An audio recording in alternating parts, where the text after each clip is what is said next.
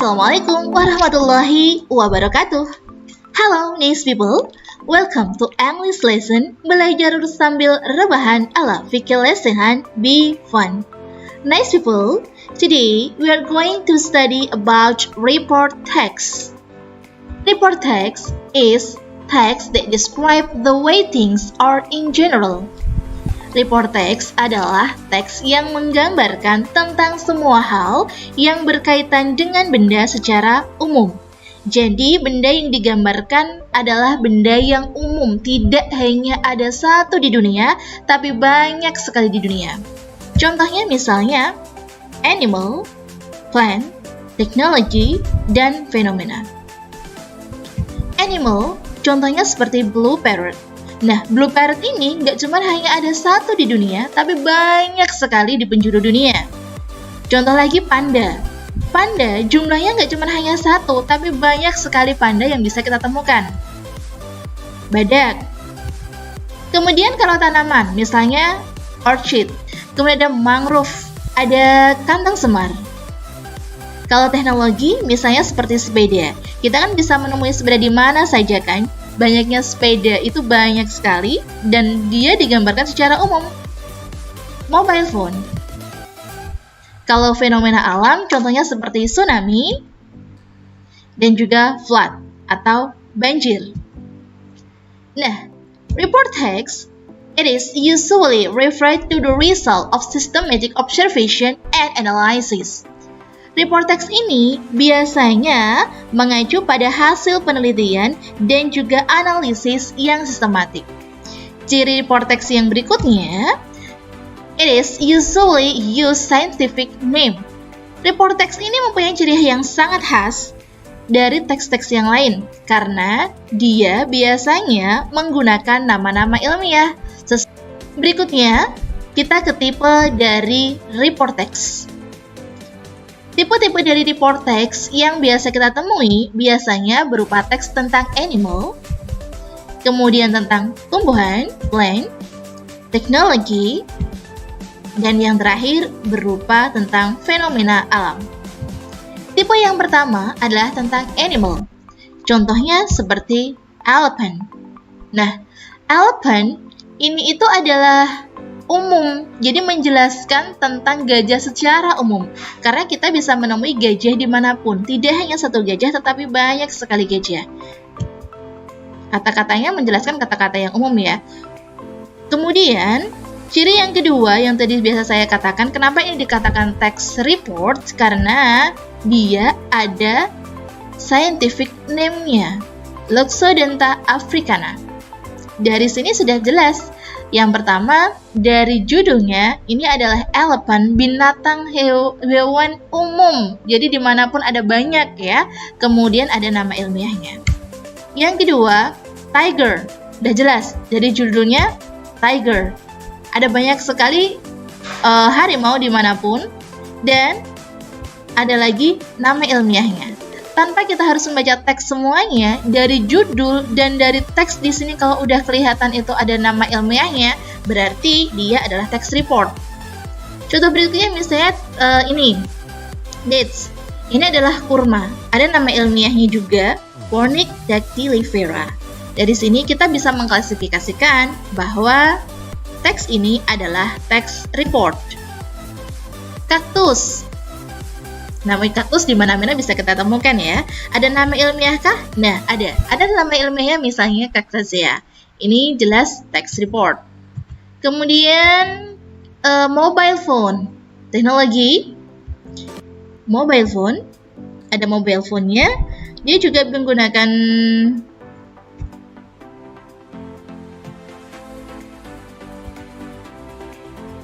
berikutnya mobile phone. Tentang teknologi, dia menjelaskan tentang mobile phone secara umum. Drone. Lalu, apa bedanya antara report text dan juga descriptive text? Karena report text sama-sama mendeskripsikan hewan, descriptive text juga sama-sama mendeskripsikan hewan. Namun, perbedaannya terletak pada Descriptive text itu menjelaskan benda yang hanya ada satu di dunia, jadi benda yang sangat khusus. Sedangkan report text, dia menjelaskan benda yang umum. Kita bisa lihat judulnya ada di sini, My Cat. Kalau descriptive text, ini ada my-nya, my.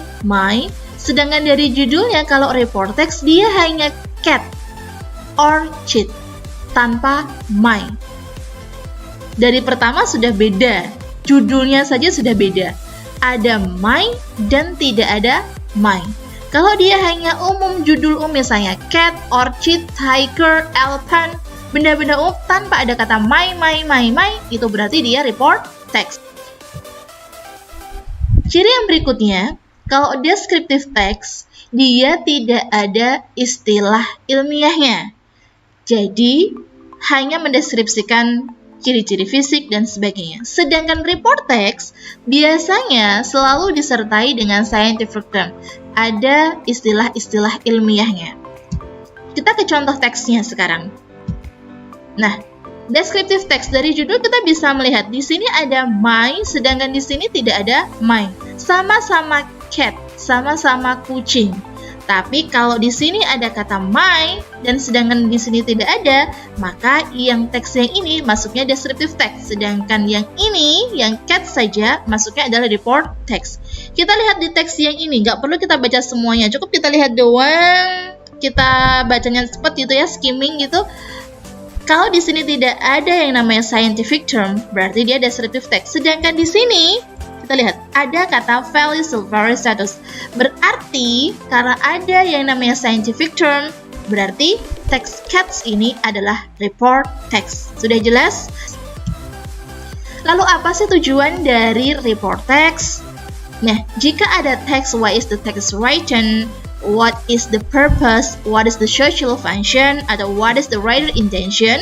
Secara umum, tujuan dari report text adalah to describe bla bla bla in general. Misal, to describe cats in general, to describe orchid in general, to describe cactus in general. Jadi mendeskripsikan benda secara umum. Itu adalah tujuannya. Sedangkan untuk tujuan khususnya itu ada berbeda-beda. Kalau teks itu berupa fenomena alam, contohnya seperti banjir, kemudian gempa bumi, tsunami, maka tujuan yang pertama adalah to make people know, untuk membuat seseorang tahu what, why, when, how certain phenomena happen. Untuk membuat orang tahu bagaimana dan kapan, mengapa sebuah fenomena alam itu terjadi. Yang kedua, to inform people how to handle certain disaster. Untuk menginformasikan kepada orang bagaimana sih cara mengatasi apabila terjadi bencana. Dan yang ketiga, to warn people the changes certain disaster. Untuk memperingatkan orang tentang bahaya dari suatu bencana. Itu kalau fenomena alam. Sedangkan, kalau tentang animal atau plant, tanaman, misalnya seperti paus biru, kemudian tiger, Rafflesia arnoldi, monstera misalnya. Nah, tujuannya yang pertama, to describe its life, untuk mendeskripsikan bagaimana kehidupannya. Kemudian, to highlight its specialty, untuk meng-highlight apa sih sesuatu hal yang istimewa dari itu. Kemudian, to make people aware of them, and then to ask or persuade people to protect them, untuk meminta orang atau membujuk orang untuk melindungi misalnya binatang, kemudian juga tumbuhan. Kemudian, to inform its reduction number, untuk memberitahu kita, menginformasikan kepada kita tentang penurunan populasinya. Dan, to talk about their trait. Dan yang terakhir, to share its uniqueness. Lalu apa sih generic structure dari report text? Report text mempunyai dua generic structure. Yang pertama adalah general classification. General classification ini menunjukkan tentang klasifikasi secara umum aspek-aspek umum, misalnya kayak namanya. Biasanya general classification ini terletak di paragraf pertama. Sedangkan generic structure yang kedua adalah tentang description-nya. Deskripsinya ini bisa berisi tentang physical appearance-nya, karakteristiknya, behavior-nya, function-nya, dan lain sebagainya. Nah, description ini biasanya terletak di paragraf kedua sampai terakhir.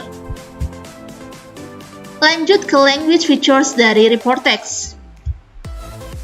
Yang pertama, dia menggunakan general noun, misalnya seperti tiger, monstera, airplane.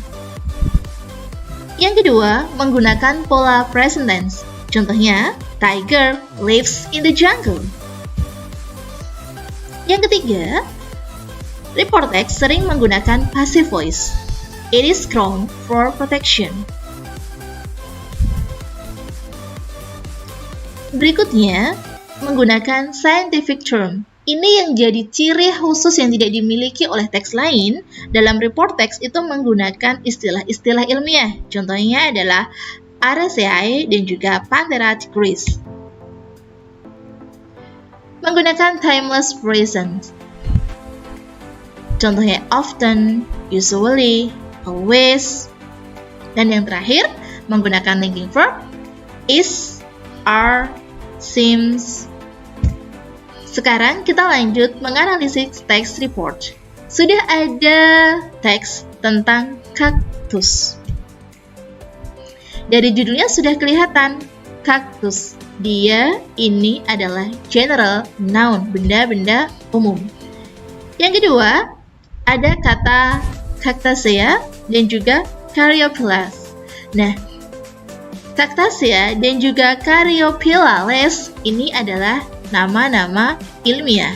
Jadi bisa dipastikan bahwa teks ini berupa teks report. Kita lanjut ke menganalisis generic structure dari kaktus. Paragraf pertama, karena di sini berupa nama kaktusnya apa, berasalnya dari mana, maka bisa dipastikan paragraf pertama ini adalah general classification. Sedangkan untuk paragraf kedua, ini adalah description. Paragraf ketiga juga berupa description. Kita lanjut ke analisis language features-nya. Kaktus, cacti, ini adalah berupa general noun. Ada is, are lagi, ini termasuk linking verb. Caryophyllus, photosynthetic. Ini adalah scientific term. Often, timeless present. Sedangkan cactus is any member of plant family Cactaceae. Kemudian ada lagi cacti are unusual and distinctive plants. Ini termasuk dari simple present tense. They are often used as ornamental plants. Cacti are grown for protection of property from wild animals. Ini masuknya di passive voice. Itu tadi seluruh analisis mengenai generic structure dan juga language features dari text report. Thank you for watching. Semoga bermanfaat. See you next time. And wassalamualaikum warahmatullahi wabarakatuh. Dadah.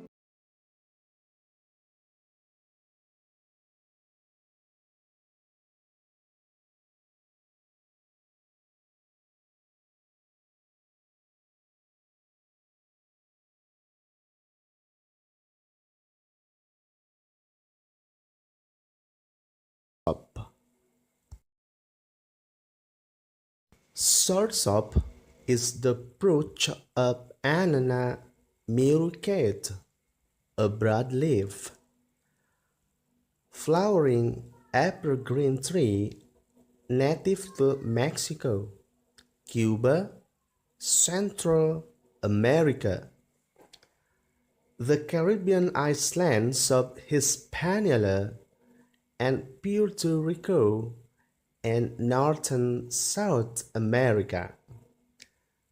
Primarily Colombia, Brazil, Peru, Ecuador, Venezuela. Soursop is also produced in all tropical parts of Africa, especially in eastern Nigeria, the Plateau, and the Democratic Republic of Congo, Southeast Asia, and the Pacific. It is in the same genus Annana as Trimoya and is in the Anaceae family. The flavor has been described as a combination of strawberry and pineapple, with sour citrus flavor notes contrasting with an underlying creamy flavor reminiscent of coconut or banana. Soursop is widely promoted, sometimes as graviola, as an alternative cancer treatment. There is, however, no medical evidence that it is effective. The plant is grown for its 20 until 30 cm, 7.9 until 11.8 in long freak. Green fruit, which can have a mass up to 6.8 kg or 15 liver, making it probably the second biggest anana after the jungle sop. The flesh of the fruit consists of an edible white pulp, some fiber, and a core of indigestible black seeds. The species is the only members of its genus suitable for processing and preservation. The pulp is also used to make fruit nectar, smoothies, fruit juice drinks, as well as candies, sorbets, and ice cream flavorings. Alright, now you answer the following question based on the fact. Number A. What is the text about? B. How is the plant?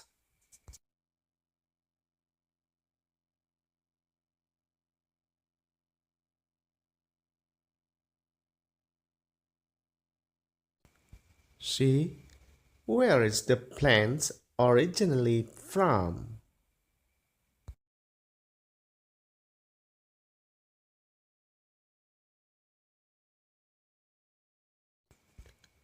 D. What is the writer's intentions to write the text?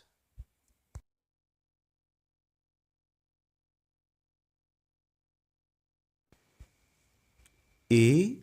In your opinion, what is the writer's profession?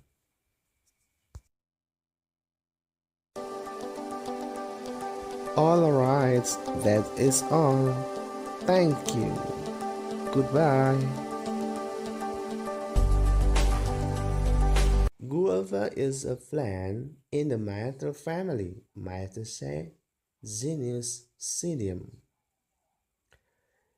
It is native to Mexico and Central America, northern South America, parts of the Caribbean, and some parts of North Africa, and also some parts of India.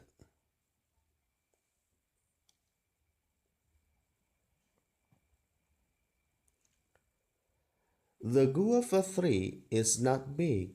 It is about 33 feet with spreading branches.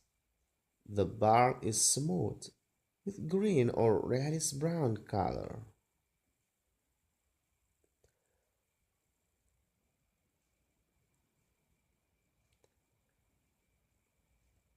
The plant's branches are close to the ground. Its young twigs are soft. It has dark elliptic leaves. It is about 2 and 6 inches long and 1 and 2 inches wide.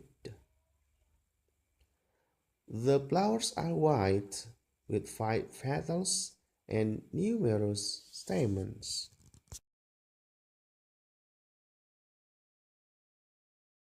Guava fruit, usually 2 to 4 inches long, is rounded or oval depending on the species. Varying between species, the skin can be any thickness. It is usually green when unripe, but become yellow or maroon when ripe.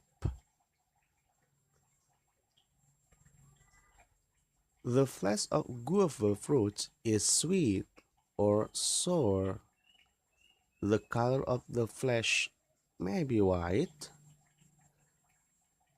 pink, yellow, or red, with seed in the center part of the flesh. The seeds are numerous but small. In some good varieties, they are edible. Actual seed counts have ranged from 112 to 535.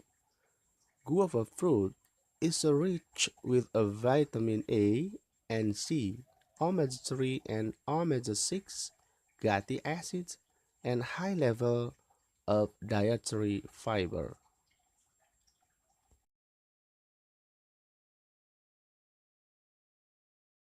Alright, now you answer the following question based on the fact.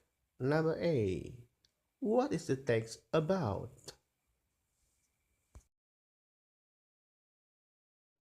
B.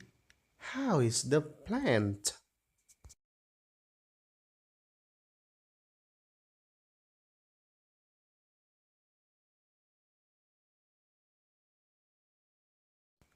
C.